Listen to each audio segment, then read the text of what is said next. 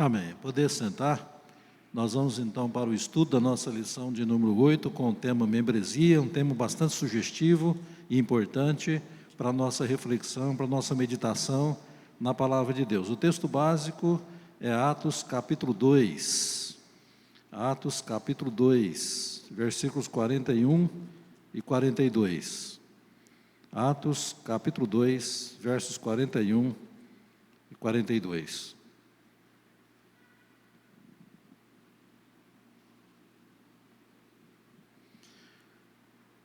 Diz assim a palavra de Deus: Então os que lhe aceitaram a palavra foram batizados, havendo um acréscimo naquele dia de quase 3.000 pessoas, e perseveravam na doutrina dos apóstolos e na comunhão, no partir do pão e nas orações. Vamos orar.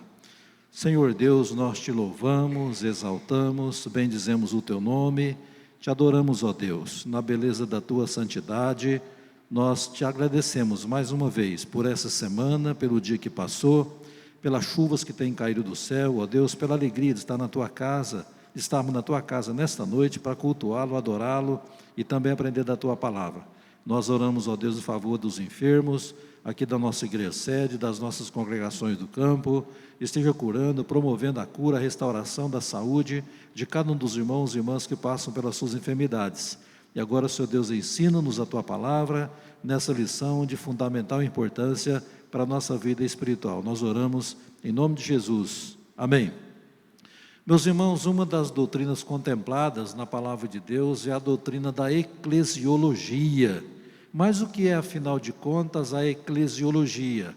É a definição de duas palavras na língua grega original, eclesia, logos, ou seja, estudo sobre a igreja ou estudo da igreja. Portanto, eclesiologia é o estudo da igreja, a doutrina da igreja na palavra de Deus. Lembrando que a igreja é uma das três instituições que Deus os criou para o nosso bem, para a nossa felicidade, para a glória dele, que é a igreja, o Estado e a família. Sendo então a igreja uma instituição, ela precisa ser organizada como qualquer outra instituição nesse mundo aqui. E toda instituição tem a sua estrutura organizacional, atendendo às exigências legais e também governamentais. Por exemplo, toda empresa e também toda igreja organizada precisa ter o seu CNPJ, a sua razão social, o seu estatuto, o seu regimento interno, a sua diretoria e assim por diante. Mas o item principal da existência de uma instituição é exatamente os seus afiliados, os seus membros. Então, uma igreja, para ser organizada, ela precisa também ter o seu rol de membros. Aí, depois do rol de membros estabelecido, as exigências, as outras exigências vêm depois, como por exemplo, o templo, a casa de Deus, para o povo de Deus se reunir, o número de membros suficientes para a eleição de oficiais, presbíteros e diáconos, capacitados para serem eleitos oficiais da igreja, a arrecadação financeira suficiente para manter a igreja e toda a sua estrutura, etc. Então, não se pode pensar em uma igreja sem pensar primeiramente na sua membresia, até porque sem membresia não tem igreja. Sem os afiliados ou membros de uma instituição, não existe aquela instituição.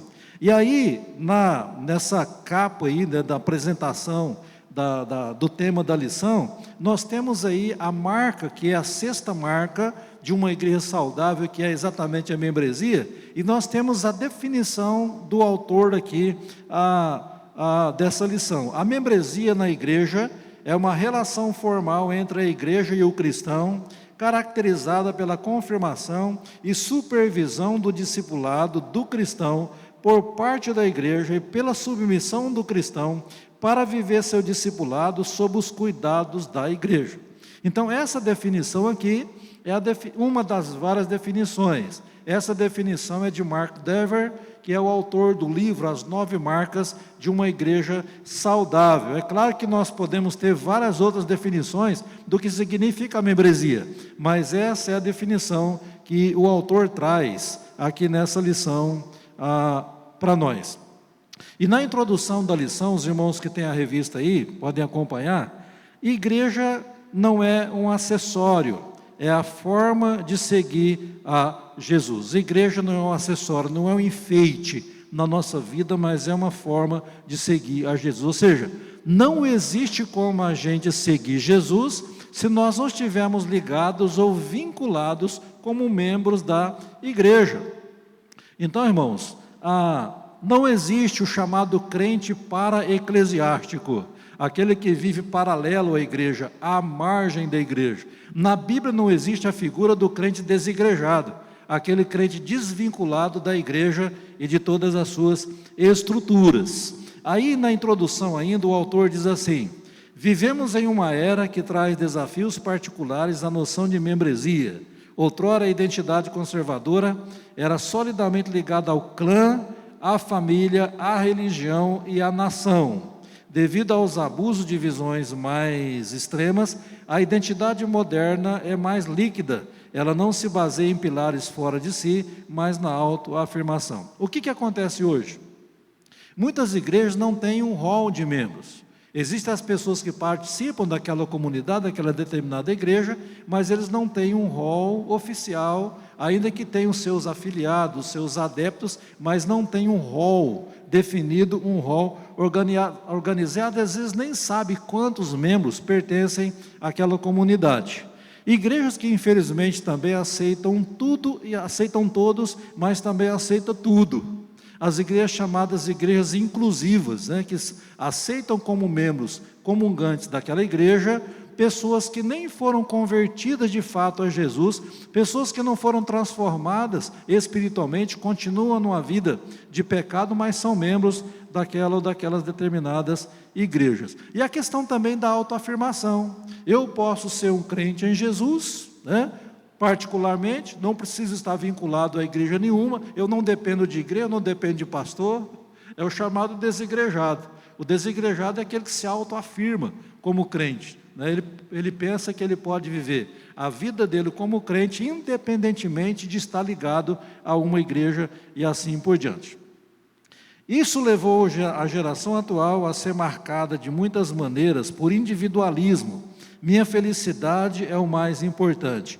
E o consumismo, estou disposto a utilizar cada vez mais outras pessoas e outras coisas. Então, muitas igrejas hoje são constituídas de consumidores, ou seja, a pessoa se torna não um servo na igreja e da igreja e para a igreja, mas ele se torna um consumidor. Ele vem, ele senta no banco, ele desfruta da energia, do ar-condicionado, do louvor, da adoração, da pregação e outras coisas mais, mas ele é apenas um consumista, ele não se prontifica a servir na igreja, com a igreja e para a igreja, resultando em fobia a comprometimentos. Por exemplo, jovens que vivem juntos, mas não se casam, não querem compromisso com o casamento, querem viver a vida conjugal, mas não querem oficializar o casamento.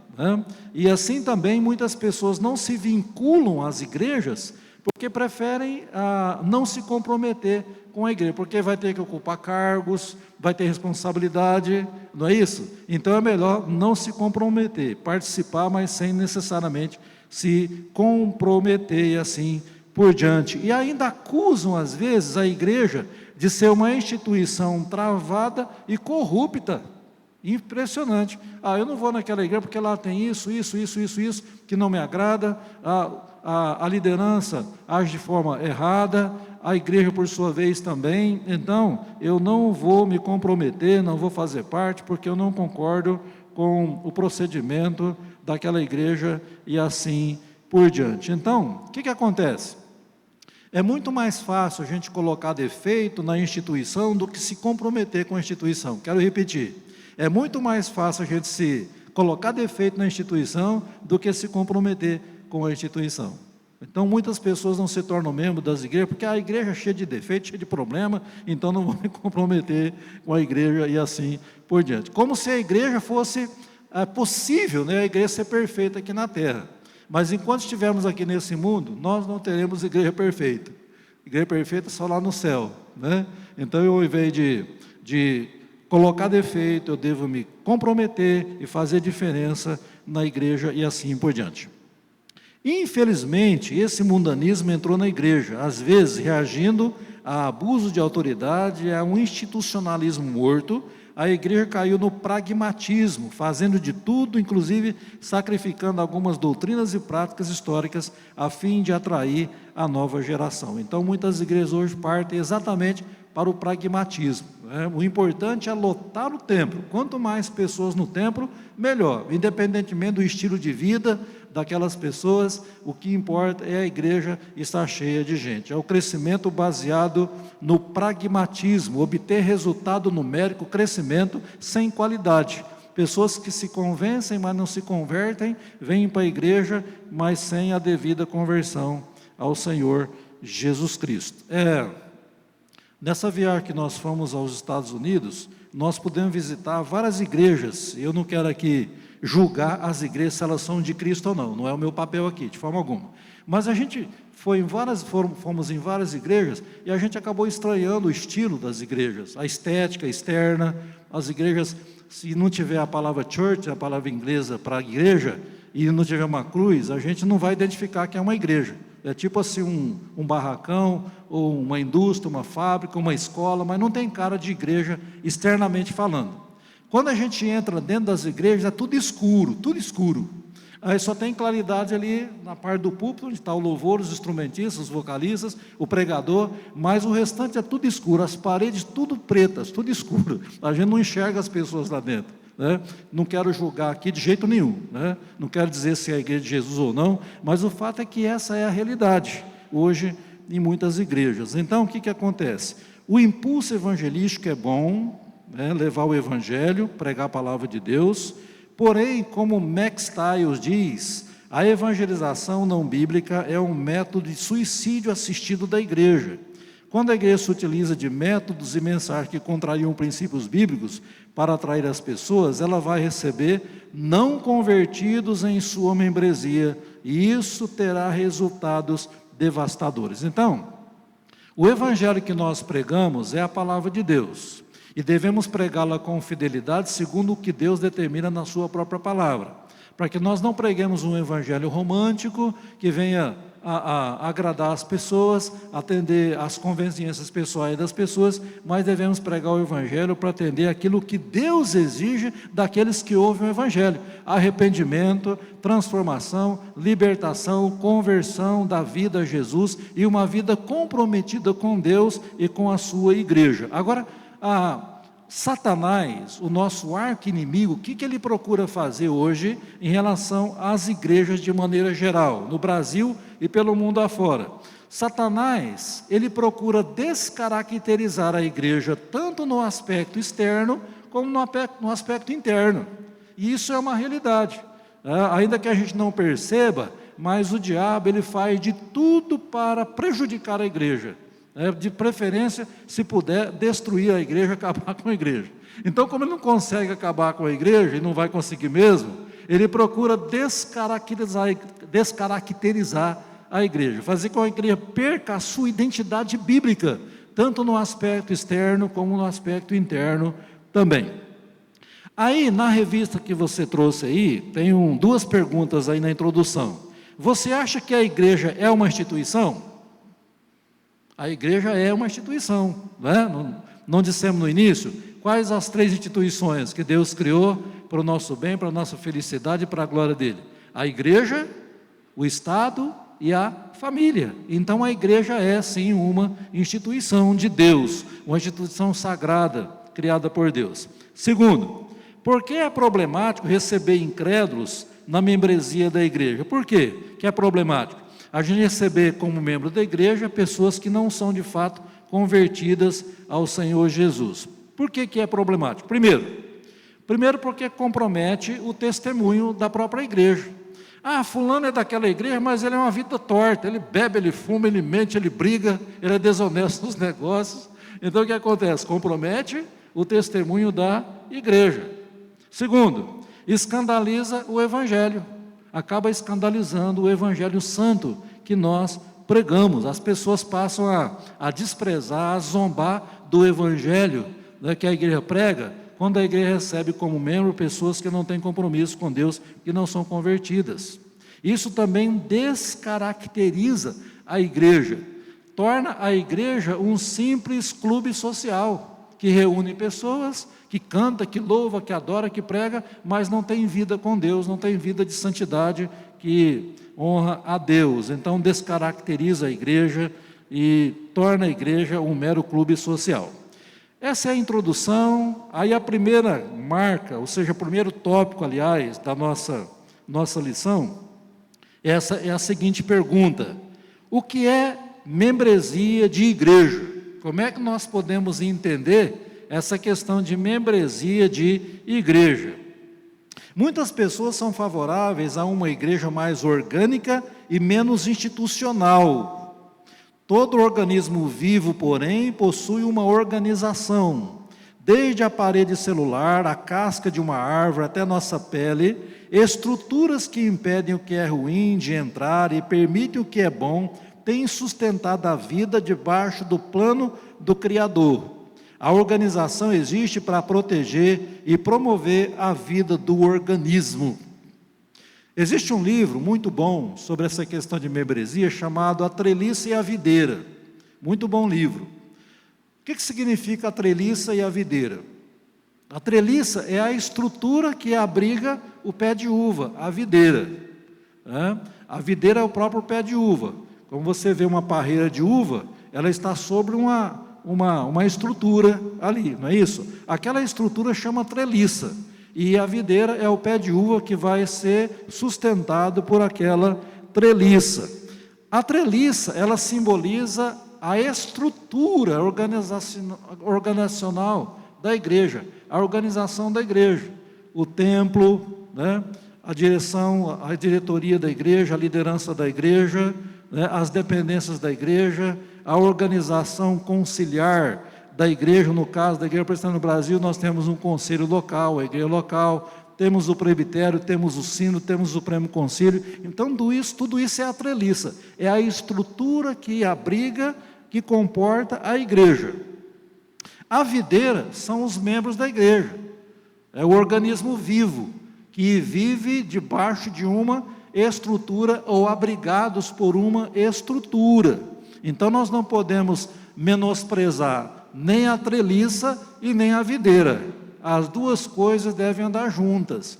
Eu sou um organismo vivo espiritualmente falando, eu sou um membro da igreja do Senhor Jesus, eu sou um crente em Jesus, mas eu devo estar como videira, baseado, fundamentado, ajustado à estrutura que é a igreja, a estrutura organizacional que é a igreja. Então isso é ser membro de igreja.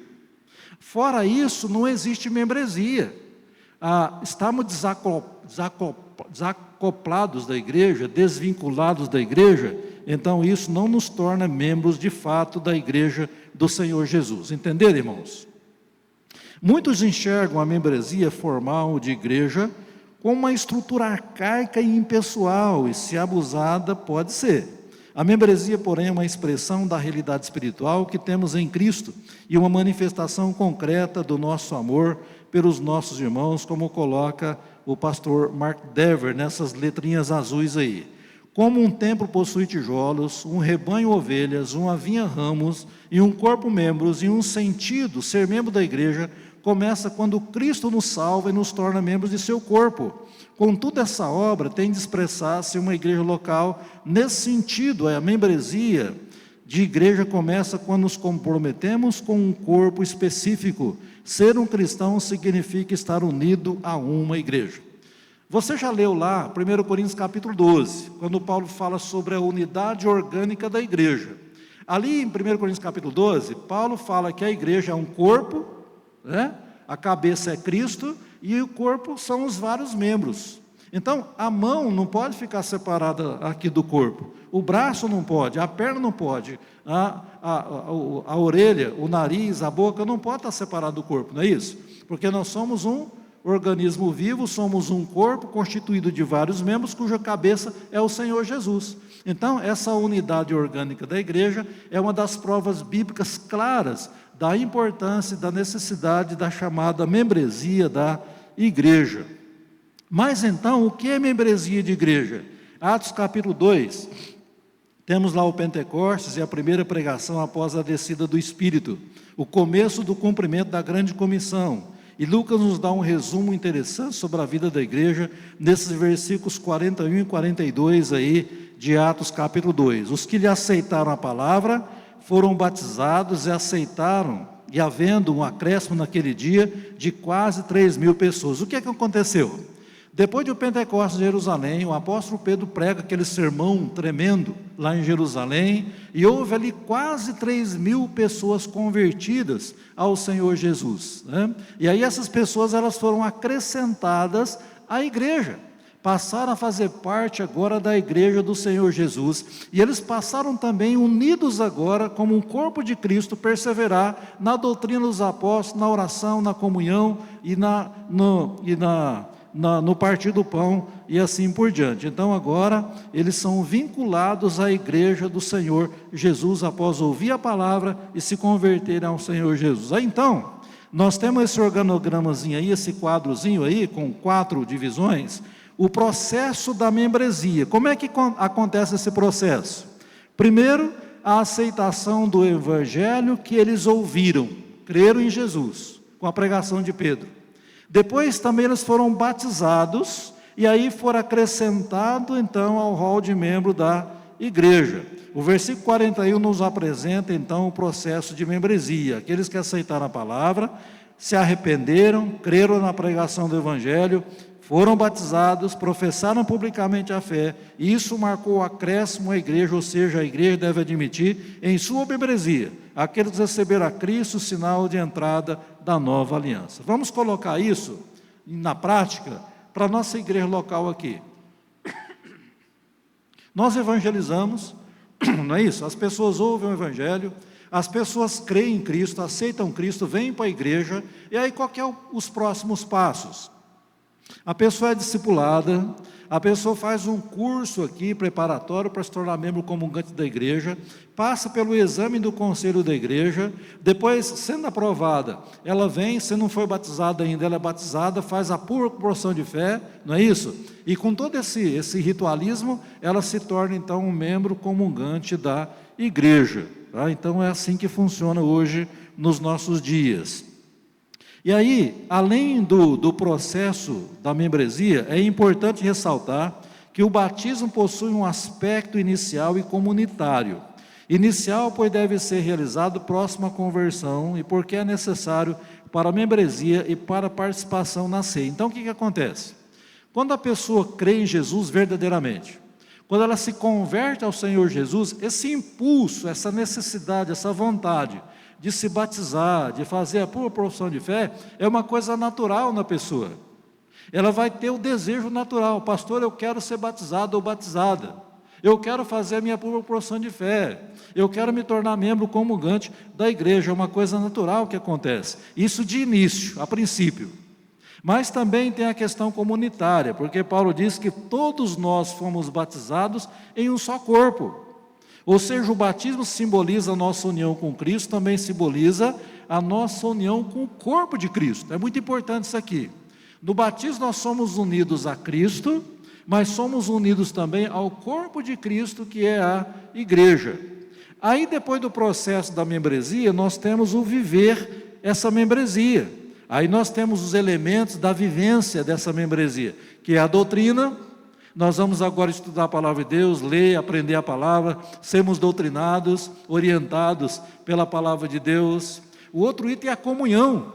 Nós vamos querer ter comunhão com Deus na nossa vida devocional, nós vamos ter comunhão, querer ter comunhão com os irmãos da igreja aqui, vamos congregar, vamos reunir nas oportunidades.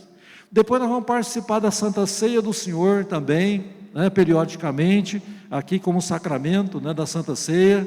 E também vamos participar nas orações, na vida de oração pessoal, vida de oração com a família, vida de oração aqui na igreja e assim por diante. E o versículo 42 apresenta o viver da membresia. Aqueles que foram acrescentados viviam de forma diferenciada dentro da cerca da membresia. Eles se devotavam perseverantemente na doutrina, na comunhão, no partir do pão, nas orações. Havia ali um campo verdejante de vida cristã. Então, a igreja de Atos, capítulo 2, a igreja primitiva, lá do primeiro século, era um modelo de igreja, em todos os sentidos. Uma igreja fiel na pregação da palavra de Deus, uma igreja que era preocupada com a conversão genuína das pessoas, que acolhia as pessoas verdadeiramente convertidas, inseria as pessoas à comunhão, celebrava o sacramento da Santa Ceia, doutrinava aqueles irmãos, né, desenvolvia a comunhão com eles e assim por diante. O texto diz, partir do pão, provavelmente apontando para a celebração da ceia. É importante ressaltar que a ceia possui um aspecto contínuo e comunitário. Contínuo, pois ela não é celebrada só uma vez, mas é repetida periodicamente na vida da igreja. No nosso caso aqui, uma vez por mês. Comunitário, pois Paulo diz que nós somos unicamente um pão, um só corpo, porque todos participamos do único pão. Ou seja, a ceia que simboliza a nossa união com Cristo também simboliza a nossa união com o corpo de Cristo. Então, quando participamos da Santa Ceia, nós estamos reafirmando mais uma vez que nós participamos da nossa vida com Cristo, da comunhão com Ele, mas também do corpo de Cristo, a comunhão com a igreja dele, quando nós participamos da Santa Ceia. Aí, quando Paulo escreve 1 Coríntios capítulo 11, traz ali aquelas orientações todas a respeito da Santa Ceia do Senhor, lá no versículo 29, o apóstolo diz assim: pois quem come e bebe sem discernir o corpo, come e bebe juízo para si. Deixa eu explicar isso aqui. Quando Paulo fala de discernir o corpo, ele está falando de distinguir o corpo, de fazer diferença entre aquilo que é corpo e o que não é corpo. Fazer diferença entre aqueles que pertencem ao corpo e aqueles que não pertencem ao corpo. Então, se eu pertenço ao corpo, eu devo comer e beber, participar do pão e do vinho da Santa Ceia, porque eu tenho consciência de que eu sou membro do corpo e participo do corpo. Agora, se eu não faço parte do corpo, se eu não estou vinculado ao corpo, então eu não devo tomar a Santa Ceia. Não devo comer o pão e nem beber do vinho ou do cálice, porque aí eu estou comendo e bebendo o quê? Juízo de Deus. A mão de Deus pode pesar sobre mim, se eu participar da Santa Ceia do Senhor, sem fazer essa distinção, essa diferenciação entre o corpo e o que não é o corpo, o membro do corpo e aquele que não é membro do corpo também. Então, é importante essas duas coisas. O estabelecimento da membresia, se tornar realmente um membro, e depois o viver, essa vivência como membro da igreja. Repare então que a entrada na membresia e a vida da igreja são reguladas pelas duas ordenanças dadas por Cristo. Não devemos pensar no batismo na ceia como algo individualista, mas como algo que possui tantos aspectos pessoais quanto comunitários que são demonstrados visivelmente ao participarmos da ordenança que é realizada ou dada a nós por outros. Alguém nos batiza e alguém nos serve o pão. Isso significa que a igreja também proclama algo ao batizar e ao servir a ceia. Ela afirma reconhecer naquela pessoa alguém que recebeu a Cristo. Assim, um membro de igreja é uma pessoa reconhecida oficialmente e publicamente como cristão diante das nações. Então, quando participamos da Santa Ceia do Senhor, nós estamos declarando ao mundo, à igreja, enfim, que nós somos crentes em Jesus, vinculados à igreja do Senhor Jesus, como membros da igreja dele. A igreja recebeu a autoridade de Jesus para analisar a vida e a profissão de fé de uma pessoa e emitir um veredicto em nome dos céus, conforme Mateus 18, verso 15 a 20, quando Jesus fala sobre a disciplina, né? Ali, Jesus fala no verso 20, que aquilo que nós ligarmos na terra, vai ser ligado no céu. Quando recebemos uma pessoa como membro da igreja, ela está sendo ligada aqui à igreja, na terra, mas ela está sendo ligada também no céu, ok?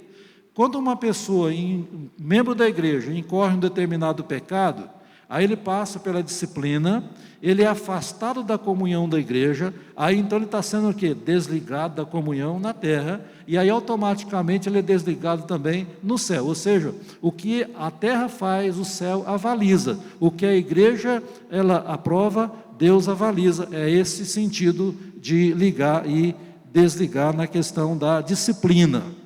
Batizando em nome do Deus Trino aqueles que se tornaram discípulos do Messias ressurreto. Então nós temos essa autoridade para evangelizar, para discipular as pessoas, para receberem as pessoas como membro da igreja, mas também a autoridade para disciplinar quando é necessário disciplinar, ok?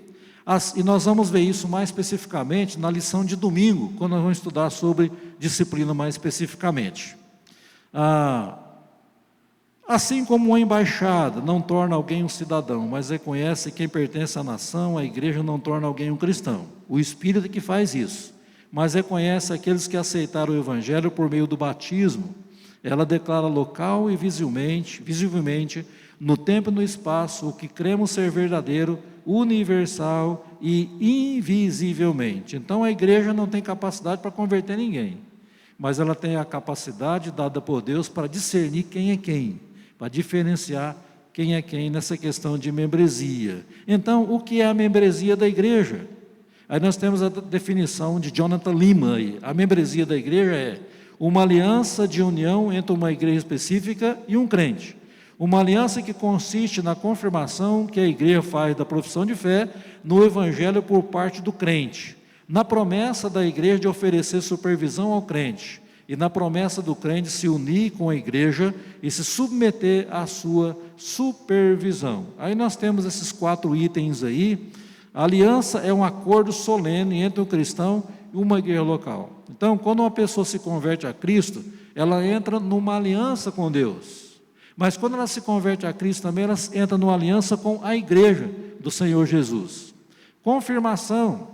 A igreja, por meio do batismo e da ceia, confirma a profissão de fé dos seus membros. Supervisão. Os pastores e os membros buscam ensinar, exortar, admoestar o crente para que ele persevere na fé. E reunir e se submeter. O crente promete não deixar de congregar e viver a sua vida de discipulado a Cristo debaixo do ensino daqueles discípulos. O que está escrito lá em Hebreus 10, verso 25? Lembra? O que está escrito lá? Hebreus 10, 25. Não deixemos de congregar, como é costume de alguns, antes façamos admoestações, tanto quanto mais vedes que o dia se aproxima. Então não podemos deixar de reunir, de congregar. Até porque o reunir, o congregar, é uma das formas de nos prepararmos para a volta do Senhor Jesus. Aí nós temos nesse quadrinho azul 2 perguntas aí. Que ações práticas você pode tomar para supervisionar amorosamente a fé de seus irmãos de igreja? Como é que nós podemos fazer isso para supervisionar amorosamente? Para acompanhar os irmãos da família da fé, nós devemos fazer o quê? Devemos incentivar, né? Devemos incentivar a vida devocional, motivar os irmãos a orar, ler a Bíblia, né? Motivar também a congregar, não deixar de reunir nas oportunidades, visitar os irmãos nas ocasiões que precisam de visita. Segundo, que ações práticas você pode tomar para se submeter à igreja local? Como é que nós nos submetemos à igreja local? Várias formas de submeter. Primeiro, orar pela igreja. Devemos orar sempre pela igreja. Segundo, sustentar a igreja, como diz a nossa Constituição da Igreja Presbiteriana no Brasil, sustentar a igreja moral, espiritual e financeiramente, com os nossos dízimos e as nossas ofertas. Depois, obedecer às autoridades constituídas na igreja. Então, são orientações que nós temos na palavra de Deus e também nos nossos símbolos de fé, símbolos de governo e também nos princípios de liturgia, no caso da Igreja Presbiteriana do Brasil. Então, através disso, nós estamos nos sujeitando à igreja local a qual nós pertencemos. Muito bem, essa questão da membresia, nós vimos aí o que é a membresia da igreja, e para confirmar isso, a membresia é algo bíblico. E aí a pergunta no segundo tópico: esse negócio de membresia é bíblico? Será que tem base na palavra de Deus? Atos 2, 41 e 42 mostra a realidade da membresia na igreja apostólica, a igreja lá do primeiro século, primitiva. Entretanto, muitos ainda duvidam se a membresia formal é algo bíblico. Esse negócio de ser membro da igreja, comungante, oficializado como membro, será que isso é bíblico? Aí nós temos mais argumentos aí em prol da membresia. Primeiro, Deus sempre buscou demarcar uma clara diferença entre o seu povo e o mundo. Já na criação, sem a mácula do pecado, Deus colocou o homem em um lugar separado do restante da terra, no jardim. O trabalho de Adão era guardar o jardim de invasores e cultivá-lo para que se expandisse sobre a terra. Temos Gênesis 2, verso 8 e 16, na verdade não é o verso 16, é o verso 15. E diz que Deus colocou o homem no jardim para o guardar e o cultivar. Então Deus já fez a separação ali. O restante da terra, com a questão do local ali onde estava circunscrito Adão para cuidar do jardim. E também o outro exemplo é o dilúvio, né? Lá no dilúvio, quem que entrou na arca? Noé e a sua família, apenas 8 pessoas. Então nós temos a distinção entre Noé e a sua família e o restante dos ímpios que estavam fora da arca.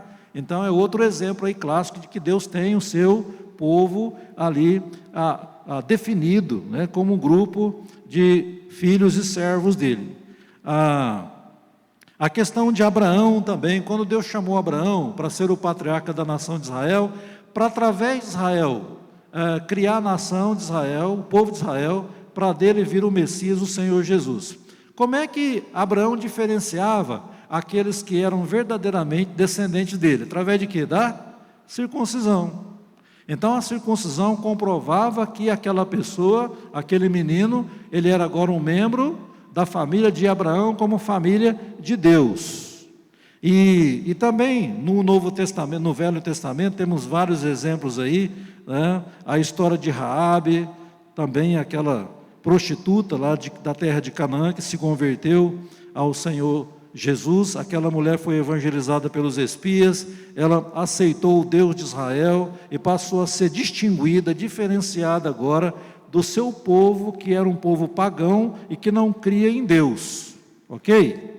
E em segundo lugar, na sequência aí, as imagens da igreja, ou seja, do Éden, lá do jardim, até a história de Raabe, aqui no Velho Testamento, nós temos aqui a base bíblica veterotestamentária, lá no Velho Testamento, para a membresia do povo de Deus. É claro que não são apenas esses exemplos aqui, são vários outros no Velho Testamento, mostrando a importância da questão da membresia como base bíblica. Em segundo lugar, as imagens da igreja incluem a noção de membresia. Como vimos na segunda lição, não podemos dizer que somos filhos de Deus sem ser irmãos dos outros filhos e nos comprometer a amá-los. Não podemos afirmar estar em Cristo, a cabeça, se recusamos fazer parte do corpo e ser membros uns dos outros, servindo com os nossos dons. Não podemos afirmar ser habitados pelo Espírito se recusarmos ser uma pedra no templo que é a igreja e buscar edificá-la. Eu quero fazer um exemplo aqui, uma ilustração prática. Nós temos a parede do templo com tijolos, não é isso? Você não vê os tijolos, mas eles estão ali. A pintura, né, a massa, ela tampa os tijolos, mas eles estão ali. Se você fizer um buraco aqui na parede, você vai descobrir um tijolo. Aí você vai pegar e vai tirar esse tijolo aqui. O que vai acontecer? Não vai ficar um negócio esquisito? Ué, por que tem aquele buraco lá? Não é? Porque foi tirado o tijolo. Aplicando isso para a nossa vida como igreja, nós somos, cada um de nós, um tijolo da parede. Nós somos pedras que edificam a casa espiritual, pedras espirituais que edificam a casa espiritual. Então, para confirmar isso, nós não podemos ser tirados da parede, nós não podemos ser tirados da casa, nós não podemos ser tirados da igreja, nós temos que permanecer, porque senão vai acontecer o quê? Vai ficar um negócio muito esquisito, não é isso? A gente vai ser excluído daquela estrutura e vai prejudicar tanto a estrutura como nós mesmos também. Então, o fato de sermos pedras espirituais nesse grande edifício que é a igreja é uma prova bíblica da necessidade da membresia. Muito bem, irmãos, estamos caminhando para o final. Paulo explicitamente diz em 1 Coríntios 5, que há aqueles de dentro e aqueles de fora, e não devemos ofuscar a separação entre a igreja e o mundo, em nome de um pretenso amor que pensa ser mais sábio que Deus. Então, lá em 1 Coríntios capítulo 5, inclusive aconteceu um fato muito triste lá, porque um dos membros da igreja de Corinto, ele cometeu um pecado horrível, passível de disciplina. Aí Paulo, juntamente com a igreja, promove a disciplina daquele irmão, e diz o texto lá que Paulo entregou aquele irmão a Satanás, para que ele fosse castigado na carne, a fim de que o espírito fosse restaurado no dia do Senhor. Não é isso?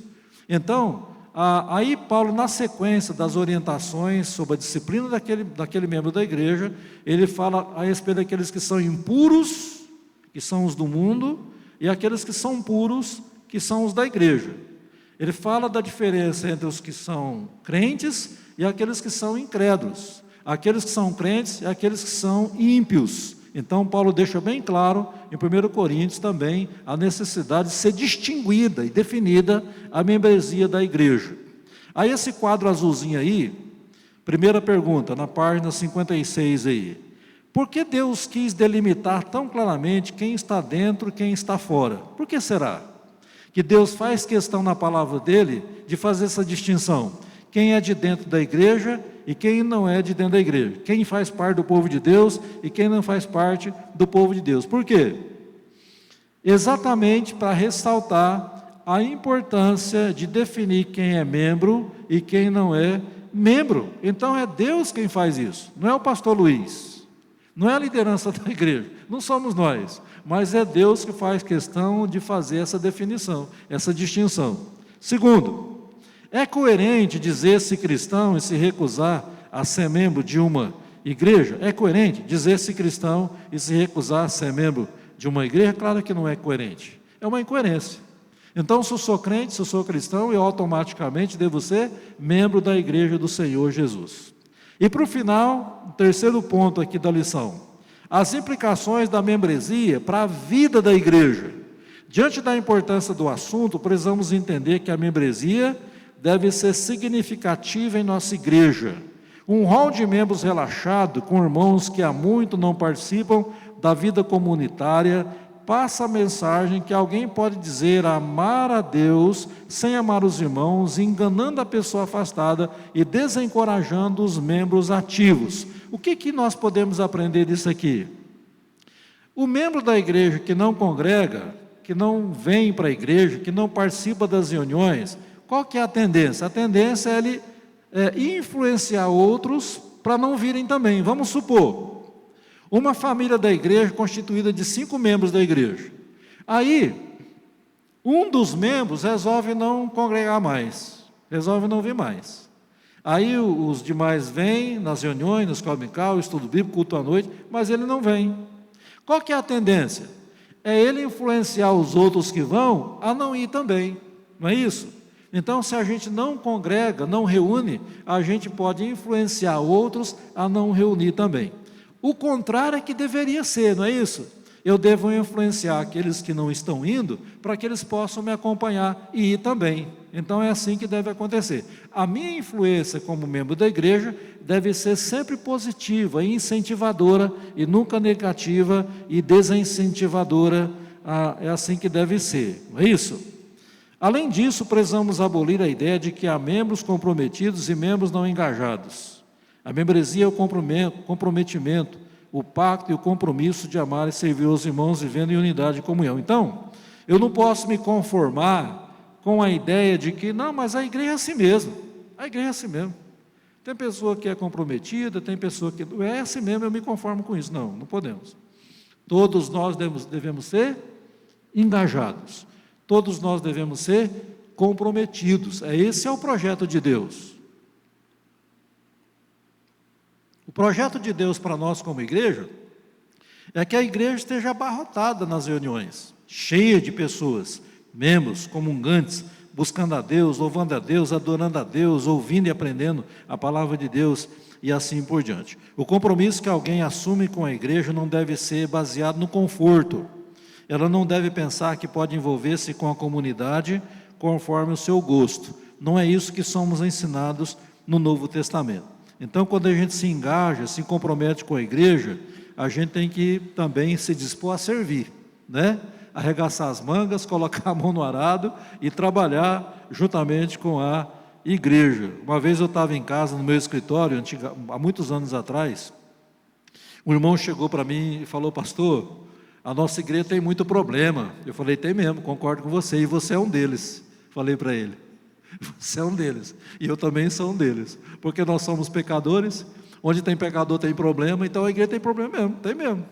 Só que os problemas não podem nos desencorajar, não podem nos desestimular ou desincentivar. Os problemas têm que ser um estímulo para a gente congregar mais ainda e participar mais ainda, buscando a melhora da igreja, a solução dos problemas, não é?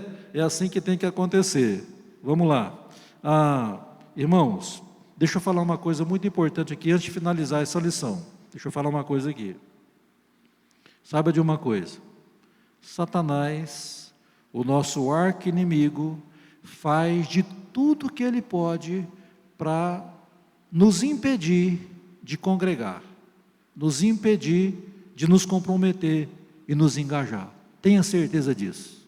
E ele usa de várias artimanhas, de forma sutil, que você nem percebe.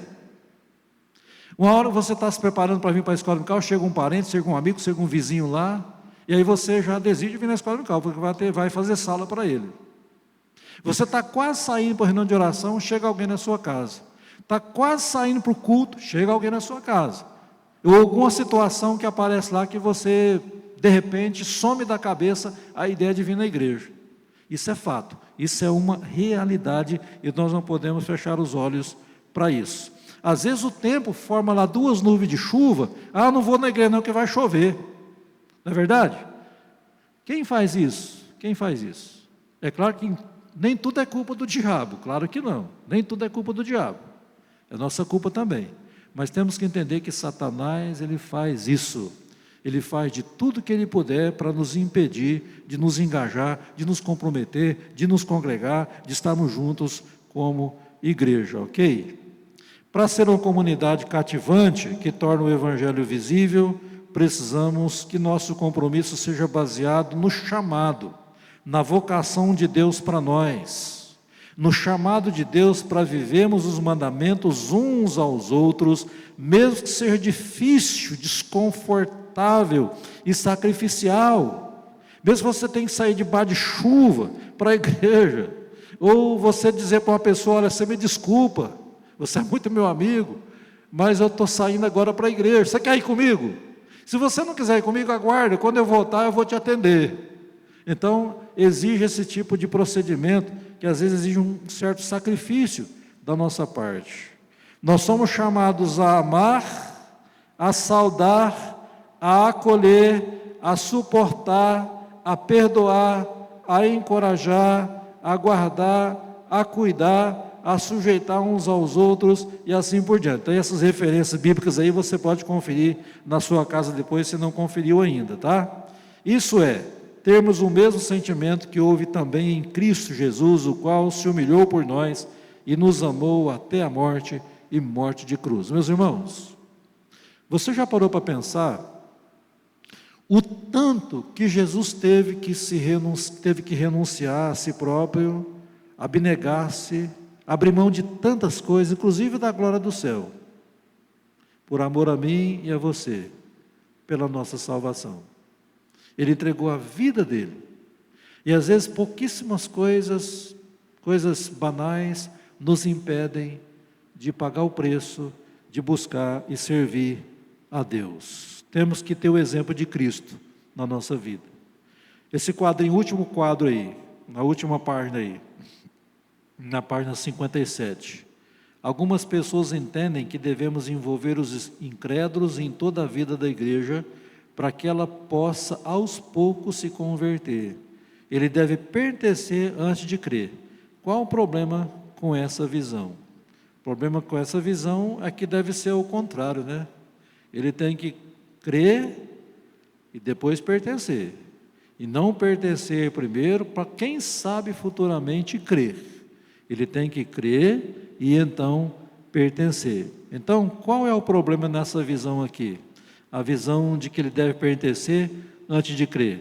É que isso compromete a visão bíblica da eclesiologia. Nós vamos ter com isso adeptos da igreja e não membros do corpo de Cristo. Nós teremos um clube social e não uma igreja verdadeira. Então, para uma pessoa ocupar uma atividade na igreja, primeiro, é crer, é se converter. Aí depois, então, ela vai ter alguma atividade na igreja. Segundo, seu compromisso com a igreja está mais baseado no seu conforto ou no chamado de Deus para a sua vida? Quais são formas que você pode melhorar? Em outras palavras, seria a seguinte pergunta: você é um esquenta-banco na igreja ou um trabalhador na igreja? Você é um esquenta-banco na igreja ou um trabalhador na igreja? Então, qual a forma que a gente deve fazer para melhorar isso?